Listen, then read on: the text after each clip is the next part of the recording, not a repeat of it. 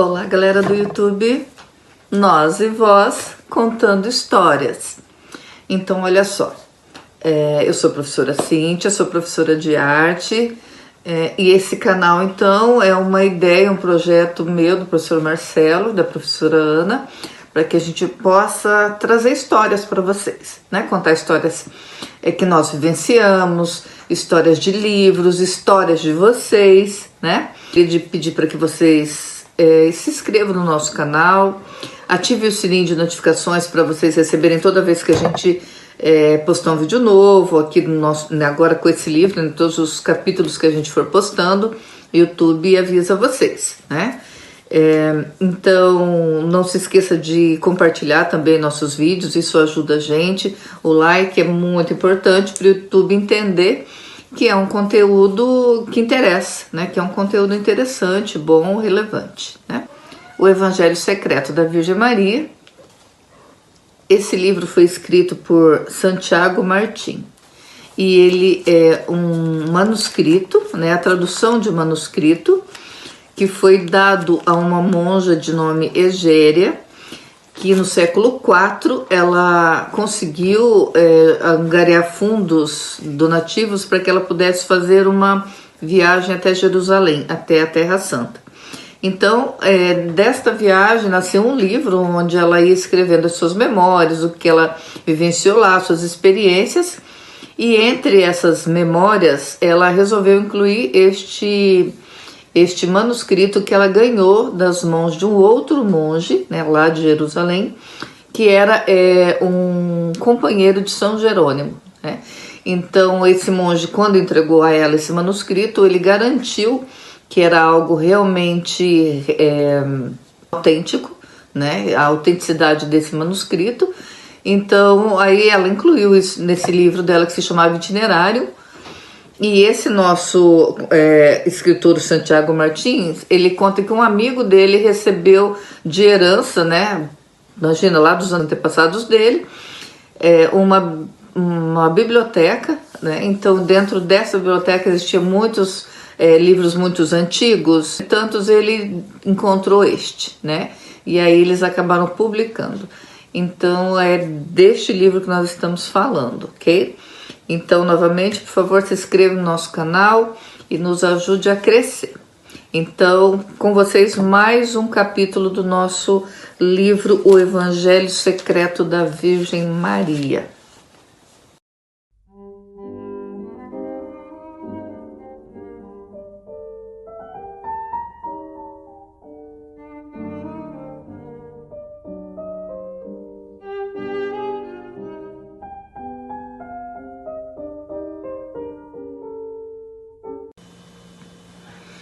Então, hoje nós vamos continuar o nosso livro, né? O livro O Evangelho Secreto da Virgem Maria. Temos a leitura do 7º capítulo, que é O Verbo se fez carne. Então, vamos começar. Não ficamos muito tempo na gruta, pois logo encontramos uma casa, na verdade bastante pobre, na qual nos alojamos. Porém, ainda na gruta, teve lugar o nascimento do meu filho. O menino nasceu. José estava ali, ao meu lado, rompendo os costumes que mantêm os homens, neste momento, distante das mulheres. No entanto, estávamos sós. Embora não de todo. 2 mulheres da aldeia aceitaram acompanhar-me quando chegasse o momento, e José teve tempo de avisá-las antes que o parto ocorresse. Assim, eram 3 para ajudar-me. Embora meu bom esposo não soubesse fazer outra coisa a não ser manter o fogo aceso e retorcer sua túnica entre as mãos. O menino nasceu como se um raio de luz atravessasse um cristal de forma límpida.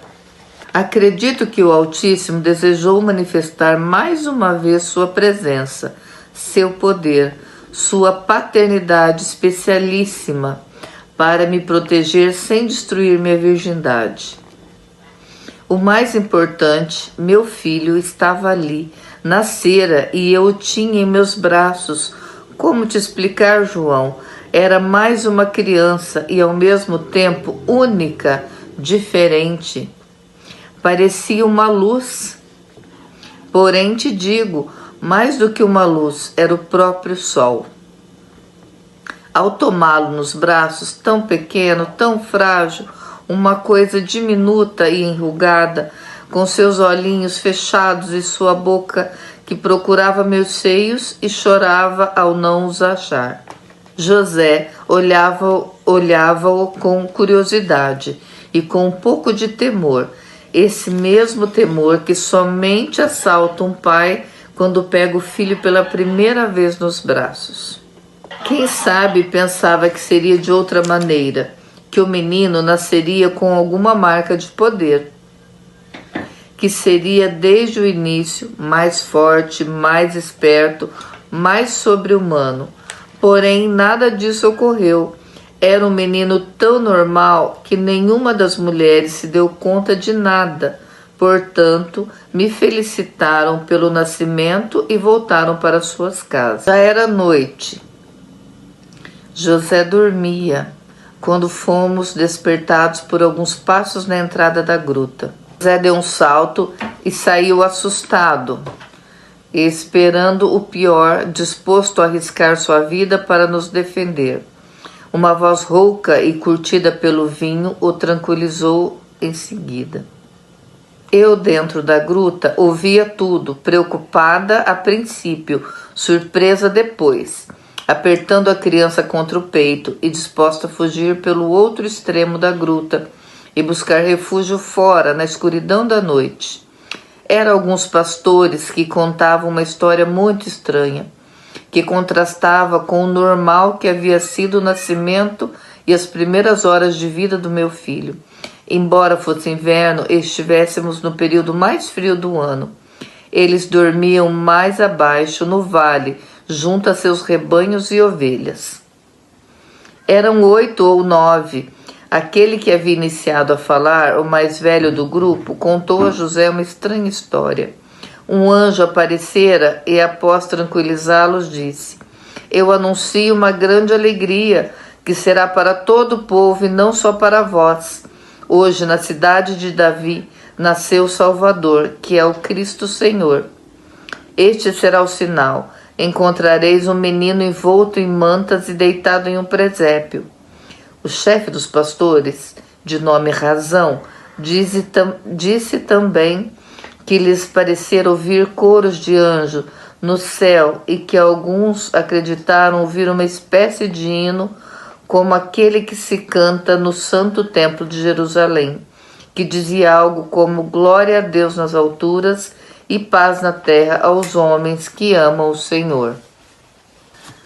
Ninguém lhe queria fazer dano, somente render-lhe homenagens e compartilhar da nossa alegria. Muitos estranhavam que o Messias tivesse nascido em um local tão miserável, mas não se atreviam a colocar em dúvida as palavras do anjo, pelo menos até comprovar com seus próprios olhos que de fato se tratava ou não de alguém extraordinário. Entraram na gruta em fila de 1 a 1, precedidos por meu marido. Levavam o gorro na mão e a tiracolo uma sacola de pele, onde colocaram apressadamente alguns pobres presentes. Contemplaram a mim e a Jesus, muito surpresos. Ração ajoelhou-se como se faz ante os nobres e grandes senhores. Já estavam se despedindo quando José os deteve para pedir-lhes um grande favor. Queria pedir-vos, amigos, disse, que mantenhais em segredo o episódio do anjo. Se a notícia se espalhar, a vida do menino talvez possa correr algum perigo, pois não faltará quem possa sentir-se ameaçado com a chegada de um Messias. Assim, não digais a ninguém, inclusive eu vos peço que nos deixeis passar despercebidos em Belém. Vamos permanecer aqui alguns dias e, quando pudermos, uma vez já fizemos a inscrição no censo de Augusto, voltaremos ao nosso povoado. Se souberdes de alguma casa onde possamos nos instalar e de algum trabalho que eu possa desenvolver, pois sou um bom artesão, eu agradeceria muito a informação. Ainda permanecemos na gruta por 2 semanas, até que a multidão que fora a Belém para o recadastramento diminuísse. E, enfim, pudemos encontrar acomodações em uma velha casinha, nos arredores da aldeia, que nos foi cedida por uma família de pastores que nos visitaram naquela noite. Durante a semana, tratamos de circuncidar o menino, como manda a lei. Tivemos que fazer isso. Na gruta, Ageu, de Belém, fez a José a pergunta ritual: que nomes queres dar ao menino? Meu marido, ante a surpresa de todos, respondeu como o anjo lhe havia proposto: chamar-se-á Jesus, porque salvará o povo de seus pecados. Circuncidador, através de um corte perfeito, deixou em meu pequeno a marca da nossa raça, enquanto dizia: bendito seja o Senhor nosso Deus, que nos santificou com seus preceitos e nos mandou a circuncisão. Após isto, José, as 10 testemunhas conforme manda a lei, e eu respondemos: bem-aventurado aquele a quem tomastes e escolheste. Enquanto isso, o menino chorava desconsolado em meus braços. Por fim, como te digo, pudemos abandonar a gruta. Encontrávamos-nos na nova casa quando se cumpriram os 40 dias deste nascimento do menino, tempo que prescreve a lei para resgatar no templo a nosso filho, que era primogênito, e também para proceder à minha purificação, posto que, segundo a mesma lei, eu estava contaminada pelo trabalho do parto. Compramos no mercado 2 pombinhas que oferecemos ao levita, junto com os 5 ciclos do resgate pelo menino. Foi quando aquela mulher, Ana, que tinha fama de profetisa e levava toda a sua vida a serviço do templo, acercou-se de mim sem que eu a percebesse. Quando viu Jesus, se desfez em elogios, nada comparáveis aos que diziam as outras crianças. Mal tive tempo de agradecer-lhe as belas palavras e bênçãos, que Ana nos pediu que não nos movêssemos dali por alguns instantes. Não demorou em voltar, acompanhada por um ancião, Simeão, outro dos habituais nos arredores do templo. Ana disse-lhe: olha, fixa-te bem os seus olhos, vê a luz que tem esse cabelo, faze uso do teu velho olfato, Simeão, e reconhece a pureza da mãe. Está aqui, é ele, por fim, nós o encontramos. Simeão acercou-se de mim devagar. Eu, a princípio, apertei o menino contra meu peito e fiz menção de ir embora, pois tudo aquilo me assustava. Tinha sempre muito medo que pudesse acontecer algo de mal àquela criatura tão frágil. Parecia sentir-me observada pela força do maligno, que não podia suportar que tivesse nascido o Redentor dos homens. Então ele disse algo que me deixou imóvel. Chamou-me pelo mesmo título com que havia me chamado Isabel, cheia de graça. Disse: suplico-te que me deixes vê-lo. Olhei para José e, ante sua dúvida, optei por mostrá-lo um pouquinho, porém sem soltá-lo dos meus braços. O menino estava desperto e já começava a sorrir, coisa que fazia frequentemente e para quase todos que dele se acercavam. Este sorriso foi o que viu Simeão quando aproximou seu rosto do rosto do meu filho. Assim, permaneceu durante alguns minutos, debruçado sobre o menino, alto como era. De repente exclamou com voz potente: Agora, Senhor, segundo tua promessa, podes deixar teu servo ir-se em paz, pois meus olhos já viram o Salvador, luz para iluminar as nações e glória do teu povo Israel. Por trás da aparente normalidade do nosso filho, escondia-se um mistério de salvação que os homens santos conseguiam captar. Por isso, com permissão de José, deixei que pegasse o menino. Sempre sob nosso olhar atento, beijou-lhe a fronte e logo nos devolveu. Para surpresa nossa, quando Jesus já estava em seus braços, ele colocou-se de joelho diante dele, coisa que, como sabe João, jamais fazem os judeus diante de ser humano algum, pois isso é rigorosamente proibido. José rapidamente o ajudou a levantar-se, para que não fosse visto por algum sacerdote e acusado de blasfêmia. Havíamos já nos despedido dele e de Ana e nos dirigíamos à saída do templo, quando ouvimos um grito seu às nossas costas. Voltamo-nos, então ouvimos, com os braços dirigidos ao céu. Todos tiveram consciência de que acabara de receber uma inspiração do céu. Seus ombros se abateram como se tivessem recebido um grande peso. Olhou-me bem nos olhos. Falou-me em voz baixa e em tom de agonia. Este foi colocado, disse, para a queda ou ascensão de muitos em Israel e como sinal de contradição, a fim de que se revele as intenções de muitos corações. E a ti uma espada transpassará a alma. José me abraçou e puxou-me pelo ombro, porém eu não podia deixar de olhar Simeão, de cujos olhos começaram a rolar grossas lágrimas. A profecia que aquele ancião havia lançado sobre o menino e sobre sua mãe, sem saber se tratava de uma bênção ou de uma maldição.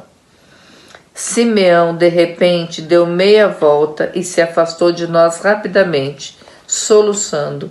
Ana o seguia, perguntando-lhe o que vira e a que se referia, por que me havia dito aquelas palavras tão terríveis em referência à espada. Andando até Belém, tivemos tempo de meditar sobre o que ocorreu. Em vão, José tentou classificar o fato como sem importância. No entanto, sabíamos que era e se tratava de um novo aviso do céu.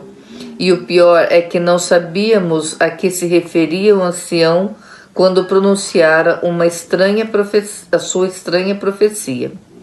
Senti então como se um anjo passasse sua doce mão pelo meu coração oprimido. Olha, disse a meu marido, convém que vejamos o lado bom das coisas. Os dois anciãos nos deram uma lição maravilhosa e, sem dúvida, falaram da parte de Deus. Em todo caso, por trás sempre estará o Todo-Poderoso, que valerá por ele, como fez até agora. E quanto a mim, me dá medo a história da espada. Porém, acredito que esse é o papel de todas as mães, viver sempre sofrendo por seus filhos. Quando aceitei o convite do anjo, não o fiz para cobrir-me de glória e ser homenageada pelas mulheres de Israel como mãe do Messias, e sim para ser útil a Deus. Só peço ao Senhor que tudo aquilo que tenha de acontecer comigo sirva para aliviá-lo, que eu sofra, porém ele não padeça, que a espada que deve transpassar meu coração, como profetizou o bom ancião, não entre no coração do nosso filho, e que Deus me dê forças para tudo suportar. Foi assim como transcorreu aquela estranha jornada. Chegamos à nossa humilde casa, nos preparávamos para regressar o mais cedo possível a Nazaré.